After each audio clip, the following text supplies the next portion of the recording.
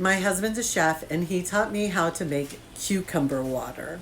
Y'all, cucumber water that tastes fantastic.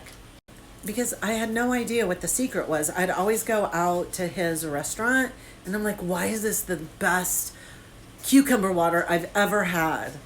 And so he gave me the secret. I'm going to give it to you. Now I make up a batch of water every day. This way it's measured out and then all I have to do is drink it all 2 hours before I go to bed. Otherwise, I'm going to be up all night in the bathroom peeing. So here you go. It is so freaking easy.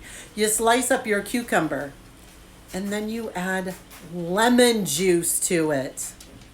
Then I just slice up a little bit of lemon and put it in there for looks because I like things that look good. We like to eat things that present well. And I use a whole juice of lemon because it really makes the cucumber flavor pop, but it's also such a great gentle cleanser to consume during the day.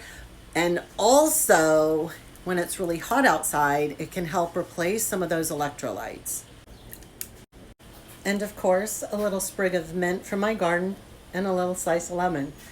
Always present your drinks and your food well because it makes you feel really good about what you're consuming. We don't like ugly things.